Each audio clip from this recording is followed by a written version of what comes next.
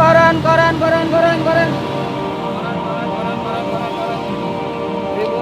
Tribun. Persib main Persib.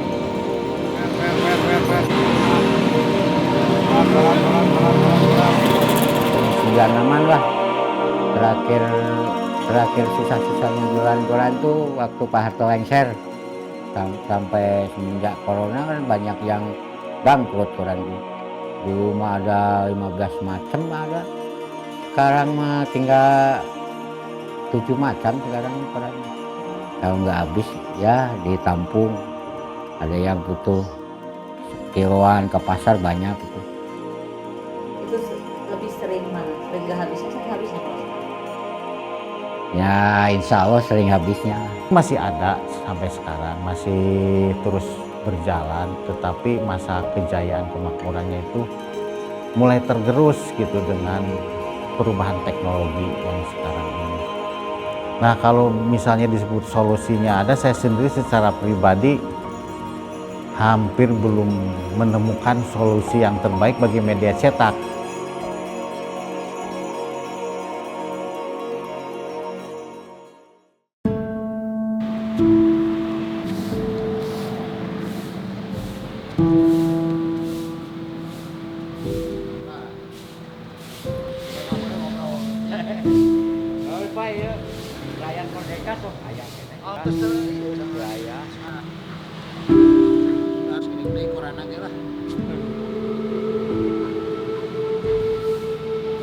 Waktu dulu tahun akhir 92 itu ke Bandung, 82 itu saya ke Bandung.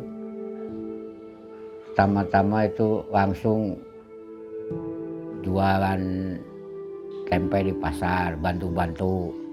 Akhirnya disuruh jualan yang punya juragan tempe itu. Ya ke koran itu yang saya itu dulu kan udah nggak punya, ceritanya udah mati langkah, nggak punya modal lah. Punya anak dioperasi, segala habis, tempat jualan saya jual. Jadi jualan koran ngambil dulu ke agen itu. Dari pagi itu di Cicahem, kalau udah jam 3 pindah ke Pasir Impun. Depan lapas, depan kampus LPTQ. Sampai sore, kadang sampai setengah 6 baru pulang saya. Kalau bedanya dulu sama sekarang ya. Dulu itu jualan koran dibilang enak, masih rame. Kita ngambil pagi-pagi, kira-kira jam 1, jam 2 udah capek, bisa baru kembaliin setor ke agen. Sekarang mah nggak enaknya kita beli koran harus laku, itu harus habis semua. Kalau nggak habis, untung kita yang pagi-pagi itu bisa lagi ke bawah sama koran itu sisa gitu. Jadi gimana caranya habis ya cari peluang mana yang daerah macet, pulang kantor sore kan arah timur macet. Jadi lari ke timur sampai kadang jam 5, kadang setengah 6, kadang adzan maghrib baru pulang saya. Beratnya, susahnya penjualan sekarang, omset itu turun gratis. Jadi kalau nggak tahan banting mah rugi ya, sama rugi terus gitu. Kalau saya mah jualannya dianggap kerja aja biasa. Mau hujan dari pagi di rumah hujan, tetap aja berangkat. Jadi istilahnya lah, soal rezeki mah yang ngatur lah, percaya saya mah gitu. Kalau nggak enaknya ya cuaca mulai hujan dari pagi sampai sore, kan kita susah ngasong. Paling banter tuh kebanyakan nyisar, dibawa ke rumah, ditampung di rumah, di kilo aja. Kalau dukanya, senangnya ya kalau habis kita dapat untung, bini dapat beli beras, gitu. Ya soal penghasilan mah kalau ramai ya dapat antara 100, 120. Kalau lagi sepi-sepinya pernah dapat 10.000 juga pernah dapat. Berangkat setengah 6 pagi, udah sholat subuh itu pulang kan, kebanyakan pulang setengah 6 sore. Kalau di rumah Berangkat jam 5, pulang jam 11, jam 12 udah pulang, udah habis tuh. Tahun 84 sampai tahun 96-an lah. Terakhir susah-susahnya jualan koran tuh waktu Pak Harto lengser 96 97. Banyak yang cari, yang beli, korannya nggak ada. Banyak jenis koran kan waktu sampai semenjak corona kan banyak yang bangkrut koran tuh. Dulu mah ada 15 macam ada.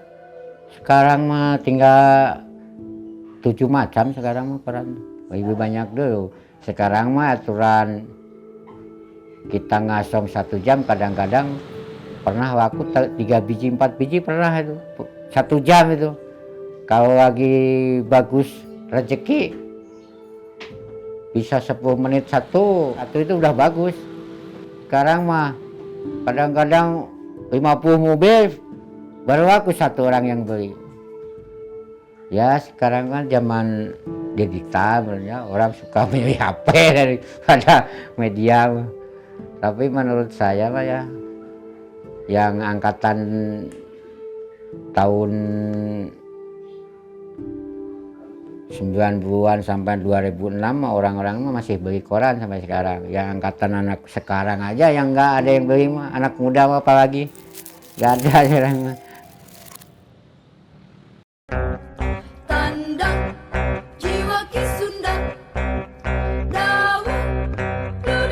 Berita aktual kami kemas dalam program Berita Pas TV. Berita Pas TV bisa Anda saksikan hanya di Pas TV.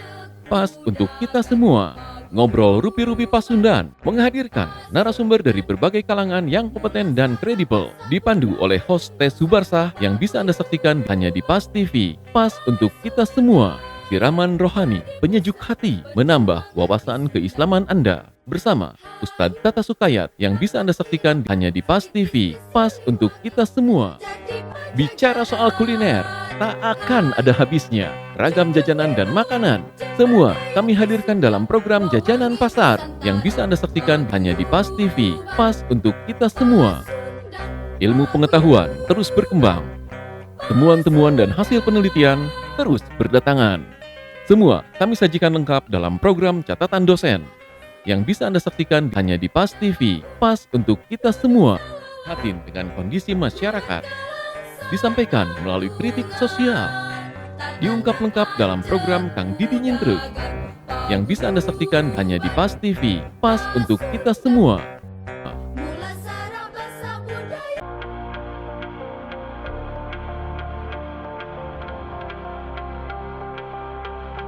Salah satu perguruan tinggi ternama yakni Universitas Pasundan. Perguruan tinggi di bawah naungan organisasi tertua di Jawa Barat, yakni Paguyuban Pasundan. Untuk memenuhi sumber daya manusia yang unggul di Indonesia, di tahun 1999, Universitas Pasundan kemudian mendirikan Pascasarjana Universitas Pasundan yang terletak di Jalan Sumatera, nomor 41, Kota Bandung. Hingga saat ini, Pascasarjana Unpas memiliki 3 program doktor, yakni Doktor Ilmu Manajemen, Doktor Ilmu Sosial, Doktor Ilmu Hukum, dan 11 program magister, yakni Magister Administrasi dan Kebijakan Publik, Magister Manajemen, Magister Teknik Industri, Magister Ilmu Hukum, Magister Teknologi Pangan, Magister Pendidikan Matematika, Magister Teknik Mesin, Magister Ilmu Komunikasi, Magister Pendidikan Bahasa Indonesia, Magister Kenotariatan, dan Magister Akuntansi. Pasca Sarjana Unpas mencetak mahasiswa yang luhung ilmunya, pengkuh agamanya, jembar budayanya, dan diharapkan melahirkan para pemimpin yang cinta dan dicintai oleh masyarakat dan bangsanya.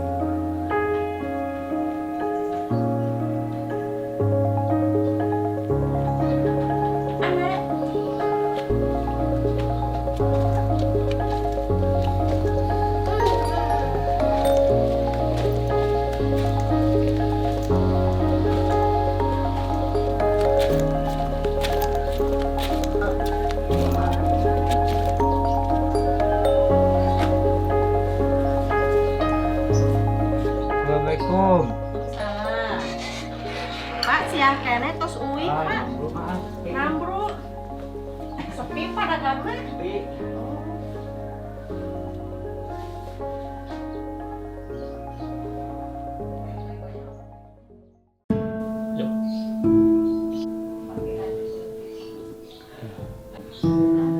Pak rame jualan kue bieu.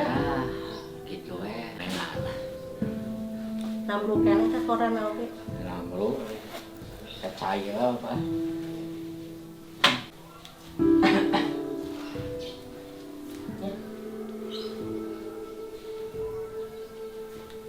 Waktu beres anak operasi itu,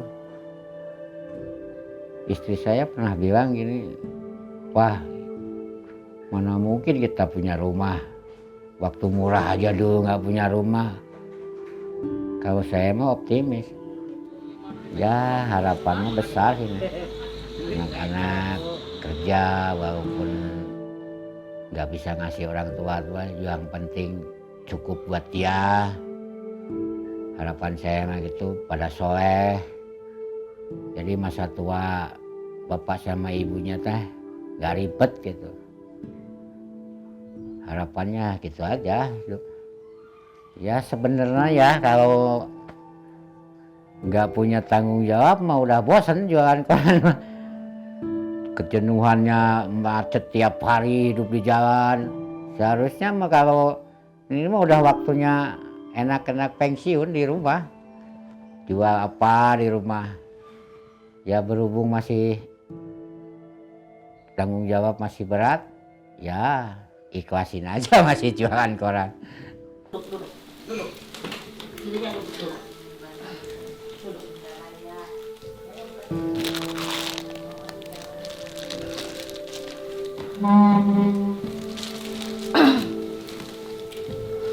Dapat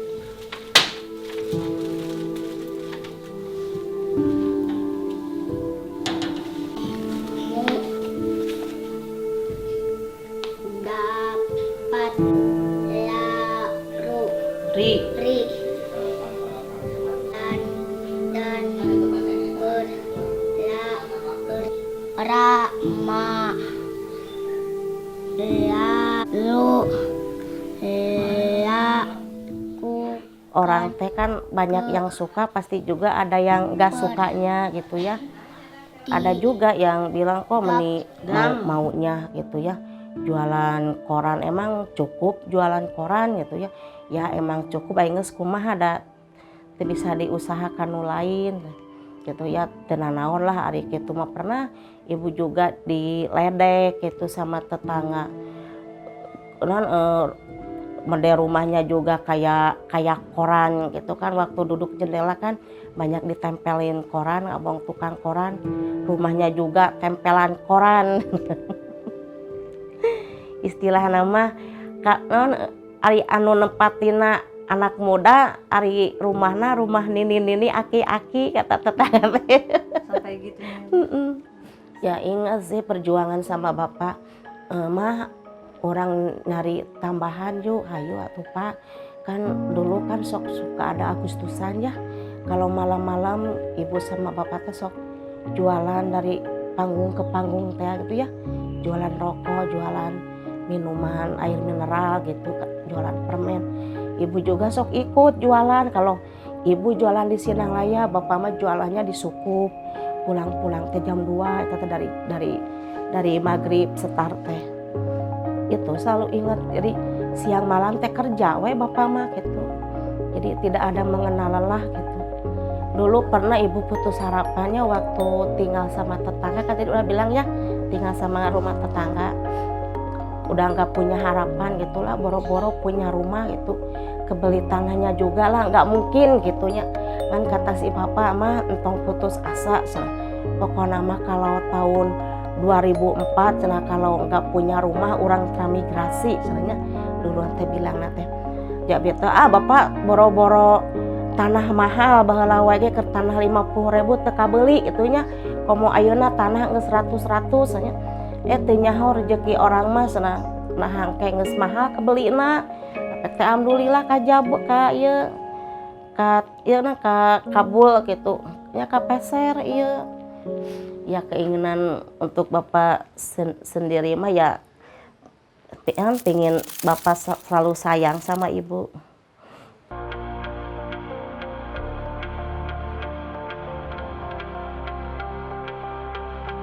Salah satu perguruan tinggi ternama yakni Universitas Pasundan. Perguruan tinggi di bawah naungan organisasi tertua di Jawa Barat, yakni Paguyuban Pasundan. Untuk memenuhi sumber daya manusia yang unggul di Indonesia, di tahun 1999, Universitas Pasundan kemudian mendirikan Pascasarjana Universitas Pasundan yang terletak di Jalan Sumatera, nomor 41, Kota Bandung. Hingga saat ini, Pascasarjana Unpas memiliki 3 program doktor, yakni Doktor Ilmu Manajemen, Doktor Ilmu Sosial, Doktor Ilmu Hukum, dan 11 program magister, yakni Magister Administrasi dan Kebijakan Publik, Magister Manajemen, Magister Teknik Industri, Magister Ilmu Hukum, Magister Teknologi Pangan, Magister Pendidikan Matematika, Magister Teknik Mesin, Magister Ilmu Komunikasi, Magister Pendidikan Bahasa Indonesia, Magister Kenotariatan, dan Magister Akuntansi. Pasca Sarjana Unpas mencetak mahasiswa yang luhung ilmunya, pengkuh agamanya, jembar budayanya, dan diharapkan melahirkan para pemimpin yang cinta dan dicintai oleh masyarakat dan bangsanya.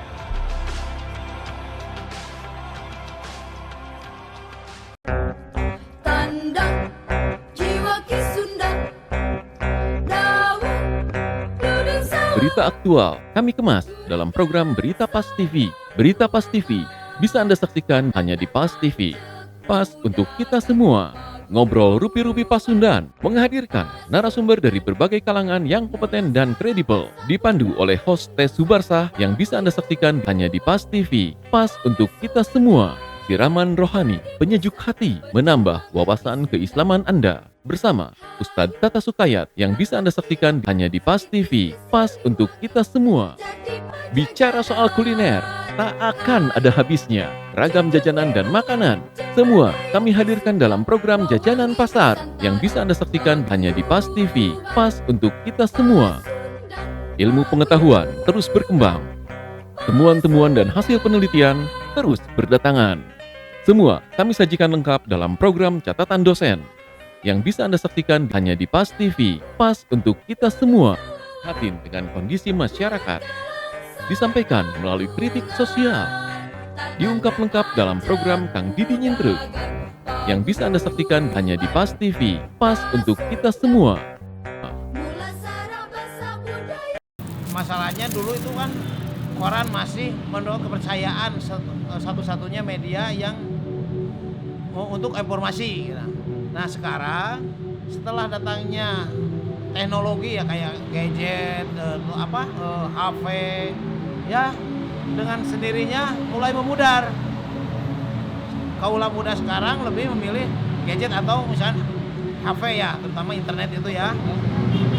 Apalagi di barengan dengan teknologi HP itu lebih kurang lebih hampir waktu itu 100% turunnya sampai sekarang mungkin sisa tinggal 25%, 75% ya. Oh gitu. Kalau dulu pendapatan Pak Lili bisa berapa jualan koran? Ya di atas 100.000 lah sehari ya. 100.000. Sekarang paling tidak 20 sampai 30.000. Oh, perbedaan jual koran sekarang sama dulu gimana? Ya jauh berbeda. Dulu mah kadang-kadang habis 100 biji, sekarang kadang-kadang 30, 40. Udah susah sekarang, buat cari makannya susah. Dulu pendapatan Poi berapa dulu? Yang dulu paling 50.000, sekarang paling 15.000. Sehari? Sehari. Sehari jualan tuh dapat 15.000 kadang-kadang.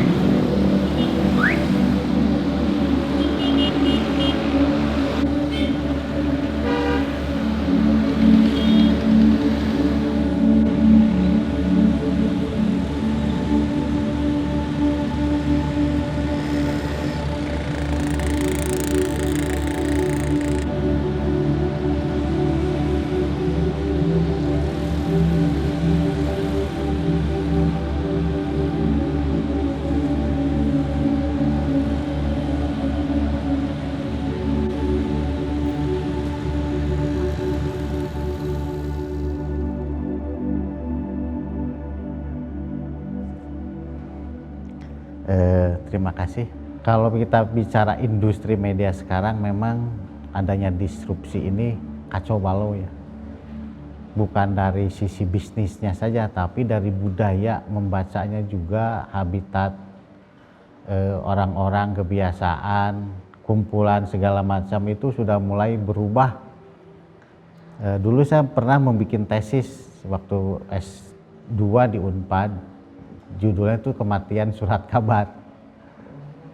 Tahun 2004-2006 saya bilang, waktu kuliah di sana beres, di sidang itu saya bilang kesimpulannya, industri media, terutama media cetak itu, di tahun 2024-2005 itu sudah pasti berat.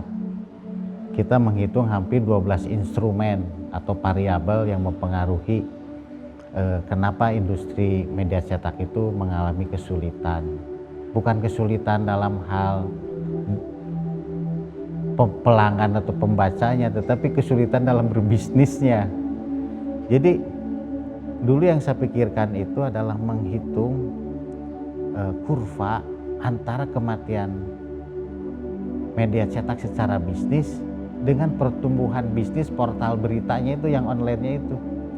Ternyata pada titik tertentu gap-nya terlalu tinggi. Jadi kalau kita si media cetaknya tetap dipertahankan gitu, menunggu si portal berita yang online-nya tumbuh besar, ternyata tidak matching gitu ya. Penghasilan portal berita itu tidak sebesar media cetak. Bahkan ada celoteh di media nasional itu ada yang begini, iklan media cetak sebulan dicetak, itu iklan di portal berita itu setahun. Jadi 1 bulan dicetak sama dengan iklan di portal berita itu yang online itu setahun. Jadi perbandingannya itu jauh gitu. Nah, apakah media cetak bisa selamat dengan adanya portal berita itu? Ternyata tidak. Ya itu kan era Gutenberg ya, 600 tahun lah kalau perkiraan kita tuh ketika lahir mesin cetak yang kucrek-kucrek, dan kita juga di jurusan tuh belajar ya nyusun huruf menjadi sebuah koran. Jadi media cetak itu masa jayanya udah lama ya, dari 1800 sekian itu udah. Kita merasakan masa jayanya koran atau media cetak itu sampai 2017 itu masih kuat lah itu tuh. Nah 2017 itu kelihatan statistiknya mulai melempem terus sampai sekarang itu. Jadi tidak ada bangun-bangun lagi itu. Nah itu sampai detik ini saya mendengar dari para senior gitu ya, para pengamat, dari diskusi dengan Dewan Pers atau dengan pengurus PWI, ahli-ahli pers itu, bahkan di HPN itu selalu ada konvensi media ya.